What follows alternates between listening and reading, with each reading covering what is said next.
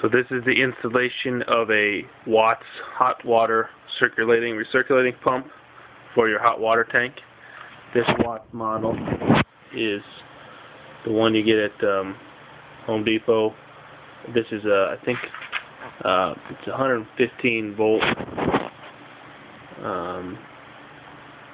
and it's like a sixth of a horsepower. It's pretty small, but it does the job.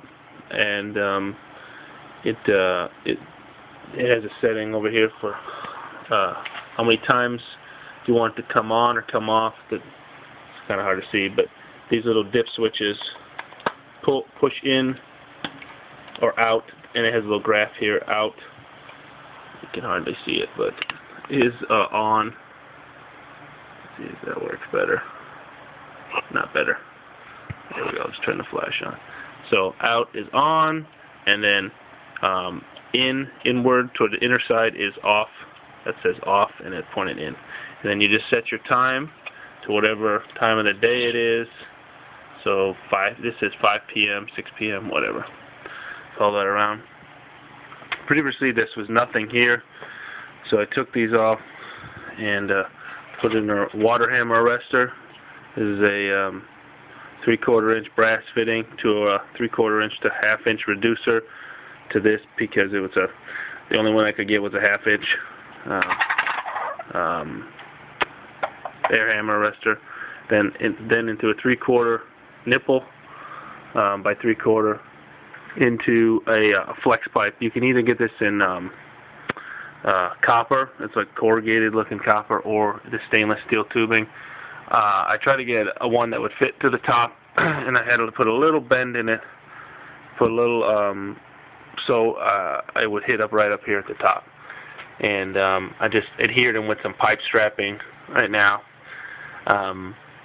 This goes to the out to the kitchen and the laundry facility, and then tees back in. So this is again another 3/4 inch tee, another 3/4 inch nipple, a shark bite, which is a 3/4 inch threaded, male threaded to a 1/2 inch pex, and then another 3/4 inch male threaded again to a 3/4 pex.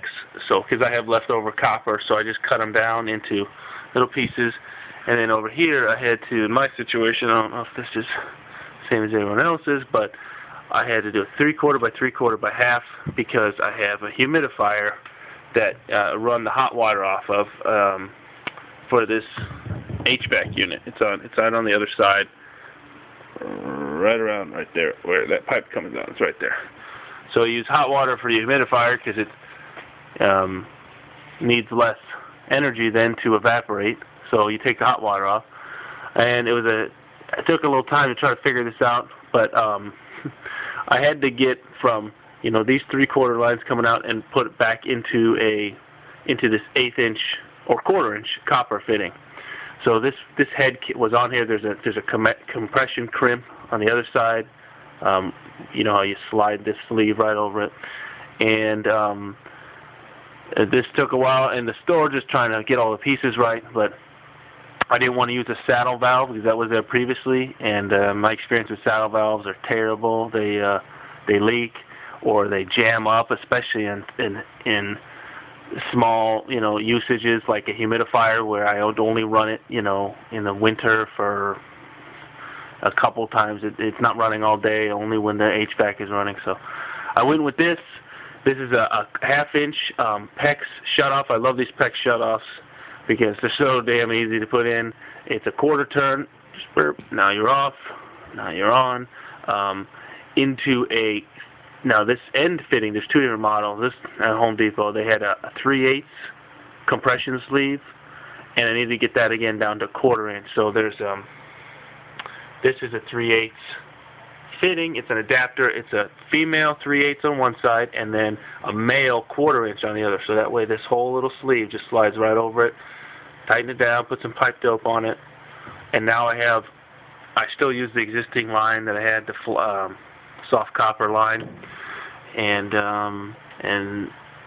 that was for the hot side. And then the cold side, same sort of thing, but had to kick it over and then put another air hammer arrestor with another, this is a shark bite 3/4 nail threaded nipple or reducer into the arrestor, and then back up, and there's the coupler into a shutoff. So now I finally have a shutoff to my water heater, which I didn't have before when they installed it. So that's nice, because then you can drain your water heater, and you don't have to, when you need to do it once a year or twice, every 2 years, whatever, to drain out all the sediment, you don't have to turn off your house's water.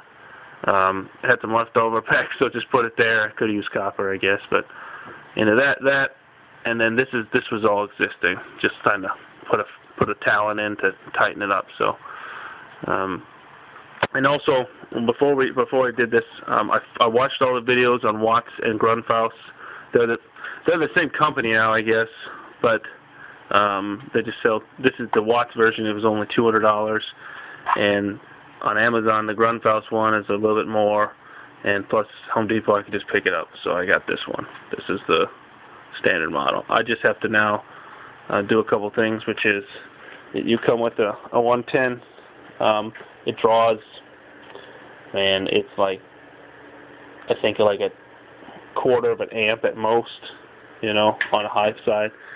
You have to have a plug for that, so I'm going to use, this is a doorbell, the transformer, and power coming in, power going out to this other circuit. So I'm going to tap into that, put one of these little guys here, take off that covering. I just don't have a rectangular outlet, because who has that, unless it's a GFCI. So I don't have that, so got to go get one, put that on, and then the last step is this comes with a thermostat that you hook up to your farthest away faucet. So that'll will be the kitchen, which is this red and blue. They both go up into the soffit, and you can see the soffit in the background, and then they kick over. So do that, clean out all the crap from underneath the sink, and then install that thermostat. And that thermostat is like a bypass thermostat, which opens and closes, and then recirculates the cold water back into the water heater to be heated. And that's why you have a timer, because if you did that all the time, you'd probably your bill would go through the roof. So that's the installation of a hot water circulation pump. Pretty simple. Just map it all out. And one final tip, I talked to a plumber, because if you're like me and you use pipe wrenches, if you get one thing wrong, I mean, you have to take this whole thing. It's a nightmare, right? You have to drain your water or whatever. I did his tip, and it worked. I wrap each thread with pipe dope first. I use paste. It's Harvey's paste. It's stuff at Home Depot, and then I wrap it in like two layers of Teflon tape. So I double insure it, and you can see in this case, this is a terrible. The phone doesn't really zoom, but this is all like kind of right here bulged out, so you can tell that it's really been filling up those threads, because I don't know how many times I didn't do this before, and I maybe just used the pipe dope, and if you don't fill it up completely, then your system leaks, and you spend the whole day.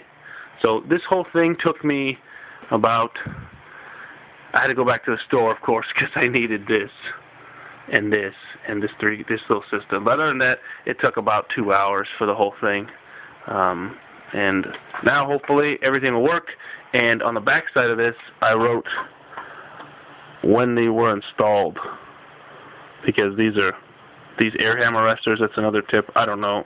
Nobody really told me that, but I figured it's a good idea to do, in case you want to know when it's time to replace them. So anyway, that's it, and on to the next project.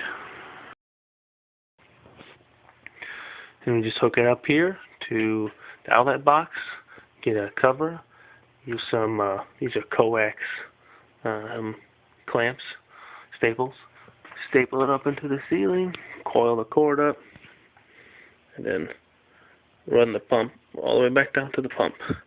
Set your timer, you're good to go.